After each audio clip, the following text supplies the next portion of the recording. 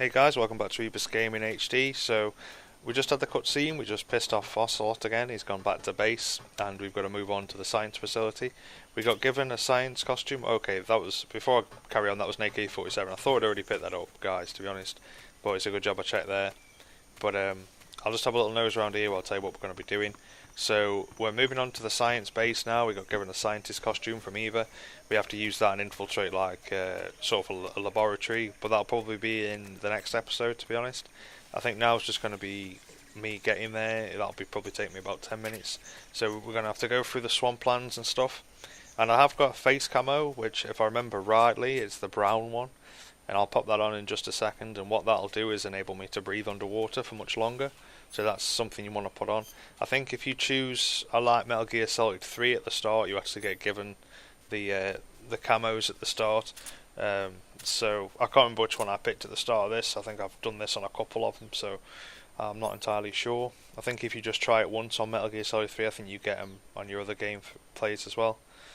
So if I just go on face here and go down to brown, and it'll actually enable me to breathe underwater for much longer. Well, I don't know if you really breathe underwater, to be honest. It's more like you hold your breath, but anyway, so we're coming into the marshland now. I'm just going to put some bug juice on me in a second.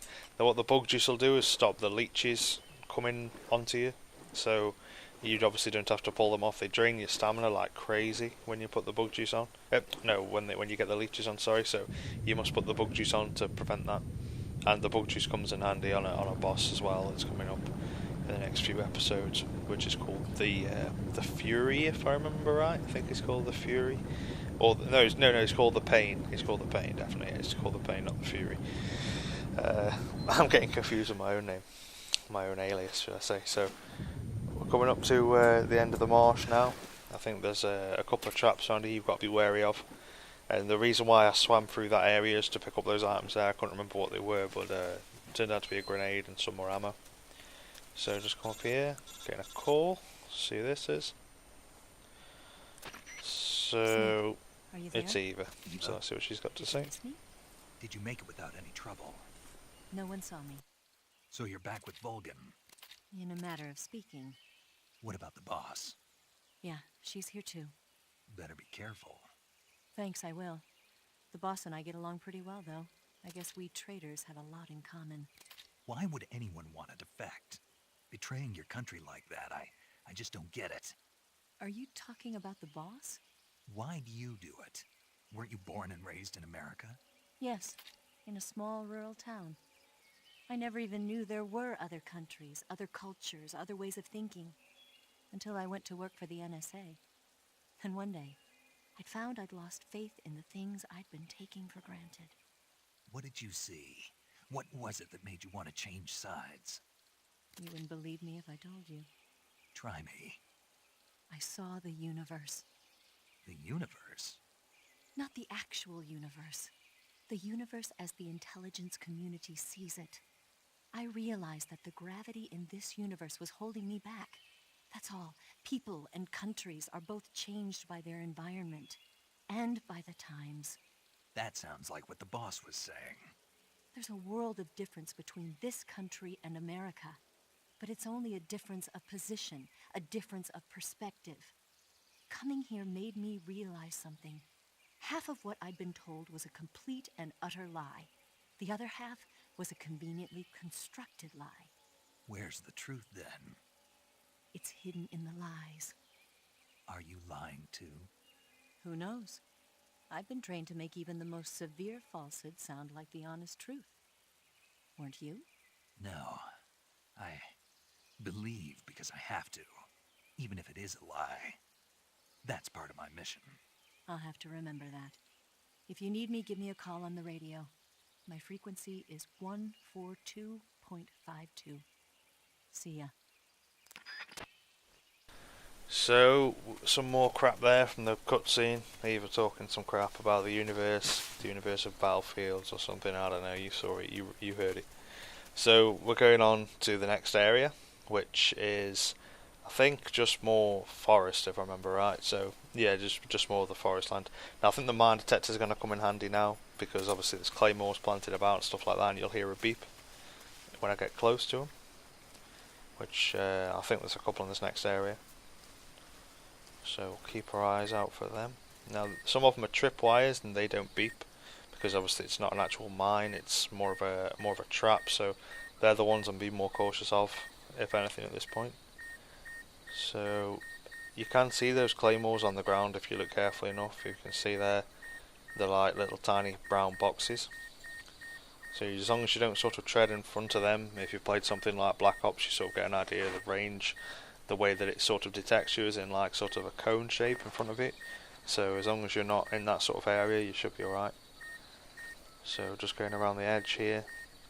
Now there's dogs and there's guards in the area just in front, so there's multiple ways you can obviously get past him. You can actually throw food out and the dogs will eat the food and go to sleep. That's one thing you can do. But you know, for the majority of it you can just do what I'm about to do now. So what I'll do is if I shoot this claymore, that'll obviously get me on caution. The guards will start sort of looking, but you have to climb this tree anyway and go across the branch to drop off the other side. And no matter how you try and do this, it's pretty difficult to do without being spotted. So you drop down, you put the box on you. So if I'd have just done that without shooting that claymore, then they'd have still got me on caution as soon as I jumped down off that tree. They'd have just pretty much wondered what the noise was and the dogs would have probably come after me. But I think shooting that claymore made them run more to the fence, which enabled me to sort of drop down and run away. So that box is pretty good because it enables you to sort of run without sort of being too tall. You sort of get camouflaged a little bit better, but it's not ideal in the forest really. I'm just using that mine detector just to make sure I don't crawl over any claymores, which wouldn't be good. And just keep his eyes peeled for where the guards are. So if I change my camo to DPM, this is probably the best one for foresty areas. So as you can see now, my camo is like 80+% pretty much at all times. So that's obviously really handy. Guard there, he should have been dead, but he will be. Well, not dead, but he'll be asleep. What's wrong? Oh, what do you think's wrong? He's got 3 syringes in his face. So, a guard seen him there, I'll try to get rid of him as well. So what you don't want to do is let guards go over to the ones that you've put asleep, because then they'll wake them up and then, you know, you've got to put them asleep again, and before long you've run out of ammo or you've run out of your silencer, so you have to shoot without a silenced weapon, which obviously gets you spotted really, really quick. So I'm just trying to make sure these are all asleep, to be honest. He's crouched down to wake the other guy up, has he? I can't quite see from here, to be honest. Yeah, they're getting up. Oh, Jesus. They will be asleep eventually. There we go. Alright. So it's crawling along. I think there's a hole in the fence here. Should be able to run and roll through it, to be honest. There we go. So, let's see. Oh, that mine detector. I'm really cautious of the claymores around this area. Probably get some loot off these guys as well. I can't imagine there being too many guards left. I know I'm on hard, but what the hell is going on? Okay, you don't want to be doing that, Snake. Not this time. Jeez.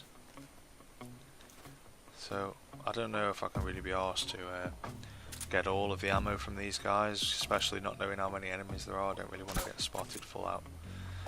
Got him, that was a good shot. Okay, getting my box again. I'm not going to waste too much time there. Now, don't ask me why I'm using the box here, but I'm nowhere near as camouflaged, but it does give me a better camera angle to see around. That's all I'm really fussed about at the minute. Okay, a guard there, seeing him asleep, and complete miss. I don't know if I'm hitting. Oh, okay, I thought I might have been hitting the fence there. HQ, please respond. Oh, for crying out loud! This is HQ. There's always someone on the radio. Ah, there we go. I thought they were gonna say they'd seen me again, but they were just saying that the situation was normal, which is good. So I don't know if it's worth going down there. I think that's just another way you can actually get to this part, if I'm honest. But I'm not gonna really risk anything. I'm just gonna take out this guard there. That's him gone. Now, it's strange how you can sort of get him first time from big distances, and sometimes you can be not far away and still miss. So I'm going to pull out that mindy and just sort of run this bit. I don't want to crawl the whole way, it'll take forever.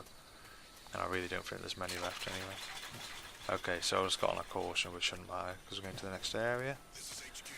That's all good. And this is the base now, guys, so I'll probably cut to the next episode now, so I hope you enjoyed it, and I'll catch you later. Bye-bye.